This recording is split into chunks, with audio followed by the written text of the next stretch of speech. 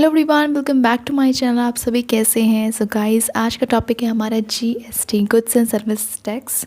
बहुत ही interesting topic है क्योंकि ये हमारी जो डेली रूटीन है उसमें लगने वाली चीज़ें हैं, ठीक है, जिनके बारे में हमें पता होना चाहिए। और अगर आपको नहीं पता है तो कोई बात नहीं, आज की वीडियो में हम सब देखेंगे।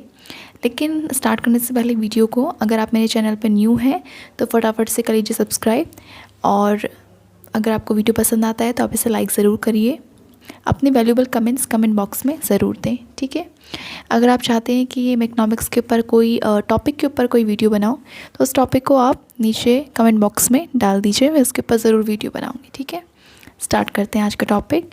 गुड्स एंड सर्विस टैक्स एक वैल्यू एडेड टैक्स है जो कि लिवाई किया जाता है most of the goods and services जो कि सोल्ड की जाती हैं फॉर डोमेस्टिक कंजप्शंस के लिए। और GST is paid by consumers but it is limited to the government by the business selling and the goods and services. इसके कुछ फीचर्स हैं वो हम देख लेते हैं। पहली बात तो ये एप्लीकेबल होती है सप्लाई साइड पे, ठीक है। फर्स्ट फीचर है कि सप्लाई साइड पे एप्लीकेबल होती है। GST is applicable on supply of goods and services as against the old concept on the manufacture of goods and sale of goods या फिर provision of services। सेकेंड है destination based taxation लग रहा है यहाँ पे। जीएसटी बेस्ड जो principal है वो डेस्टिनेशन बेस्ड कंजप्शन टैक्सेशन है। थर्ड, ये डुअल जीएसटी है। डुअल कैसे? एक सीजीएसटी लगती है और एक एसजीएसटी लगती है। सीजीएसटी मतलब सेंटर जो लेवाई करती है, एस मतलब जो स्टेट करती है, ठीक है। Import of goods and services would be treated as interstate supply and would be subject to integrated goods and service tax in addition to the applicable custom duties। GST के जो rate होते हैं वो manually decide किए जाते हैं। CGST, SGST और IGST ये सब कुछ लेवाई क्या होता है at rate to be mutually agreed. इन तीनों के जो रेट है वो म्यूचुअली एग्रीड होने के बाद upon by the centre and state तब जाके ये लगती है। फिर उसके बाद है फिफ्थ वाला मल्टीपल रेट्स। इनिशियली जीएसटी लेवाई किया जाता है, 4 रेट्स अलग अलग रेट हैं, 5%, 12% और 6%, 28%, ठीक है। ये 6 नहीं, आई थिंक 16% है। शेड्यूल और list of items that would fall under these multiple slabs are worked out by the GST council. उसके बाद द लेजिस्लेटिव बेसिस क्या क्या हैं जीएसटी के वो देख लेते हैं। In India GST bill first introduce हुआ था इन 2014 में as the constitution 122 amendment bill के अंडर, ठीक है। और इसको अप्रूवल मिली थी 2016 में मिली थी अप्रूवल। इंट्रोड्यूस हुआ था 2014 में, तो आप कंफ्यूज ना हो, ठीक है। And was renewed into the statute by Rajya Sabha the कॉन्स्टिट्यूशन 101 अमेंडमेंट। उसके बाद इसके कुछ प्रोविजंस है वो देख लेते हैं। Central GST to cover excise duty, service tax etcetera. इसके अंदर क्या क्या कवर होगा? एक्साइज ड्यूटी, सर्विस टैक्स सब सेंट्रल जीएसटी के अंदर होगा, और स्टेट जीएसटी के अंदर वैट आएगा, लग्जरी टैक्स एसेट्रा ये सब स्टेट के अंदर आएगा। सेकेंड है इंटीग्रेटेड जीएसटी कवर करेगी इंटर स्टेट ट्रेड को। आईजीएसटी पर is not a tax but a system to coordinate करना स्टेट एंड यूनियन टैक्सेस के साथ। Third, article 246A state have power to tax goods and services. Article number 248A याद रखिए आप, जिसके अंदर स्टेट को पावर है कि वो टैक्स लगा सकती है गुड्स एंड सर्विसेज पे। उसके बाद कुछ रिफॉर्म्स हैं ब्रॉट अबाउट बाय जीएसटी। क्या क्या रिफॉर्म्स जीएसटी के आने से क्या क्या रिफॉर्म आए, ठीक है। फर्स्ट है creation of common national market. एक कॉमन नेशनल मार्केट क्रिएट हो गई पहला, बाय अमालगेटिंग मतलब मर्ज करके a large number of central and state taxes into a single tax. मतलब कि बहुत सारे टैक्सेस को एक सिंगल टैक्स बनाने के बाद ये क्या होगा, एक नेशनल कॉमन नेशनल मार्केट बन गई। Second, immigration of cascading effects. GST mitigate किया इसने इल इफेक्ट ऑफ कास्केडिंग और double taxation in a major way and pave the way for a common national market. Third है reduction in tax burden.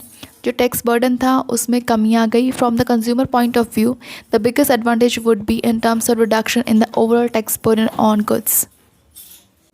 So reduction in tax burden हम पढ़ रहे थे। From the consumer point of view the biggest advantage would be in terms of reduction in the overall tax burden on goods. तो biggest advantages consumer के लिए यही है कि ओवरऑल जो टैक्स बर्डन है वो रिडक्शन हुआ, ठीक है। आपको क्या कहना है इस बारे में, आप बताइए मुझे कमेंट बॉक्स में।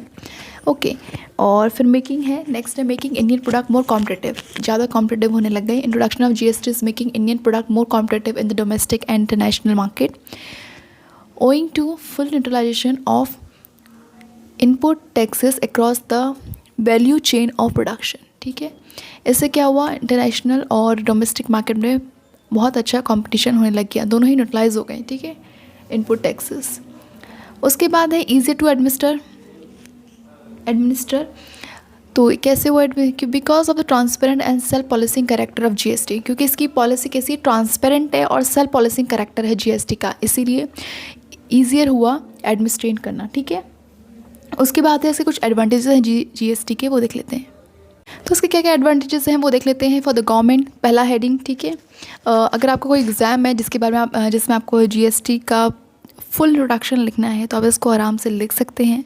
जिस तरह से मैंने हेडिंग डाली है ब्लैक पेन से, कहीं से मेरे प्लस ब्लैक पेन थी नहीं उस टाइम पे, तो मैंने ग्रीन पेन से डाल दी थोड़ा सा चेंज होने के लिए, तो लेकिन आप ब्लैक पेन से ही डालिए। ठीक है, और जो पर्टिकुलर आप एक्सप्लेन कर रहे हैं, एक्सपेंड कर रहे हैं मतलब टॉपिक के अलावा, उसे आप ब्लू पेन से रखिए।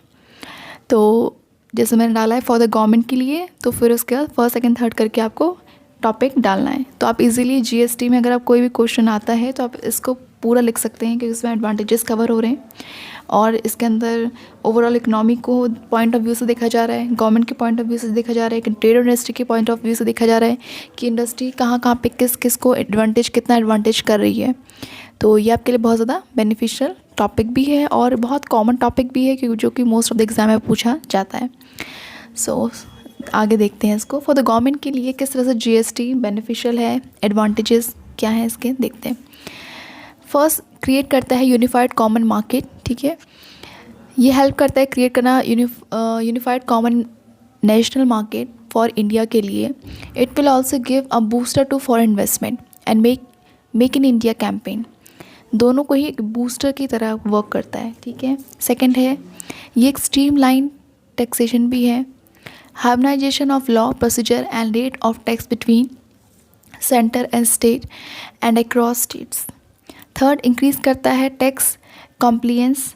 ठीक है, टैक्स कॉम्प्लियंस को भी इंक्रीज़ करता है, ये इम्प्रूव करता है environment for compliance as all return are to be filed online, क्योंकि आजकल क्या है जीएसटी में जितना भी रिटर्न फाइल होता है वो सब कुछ ऑनलाइन होता है।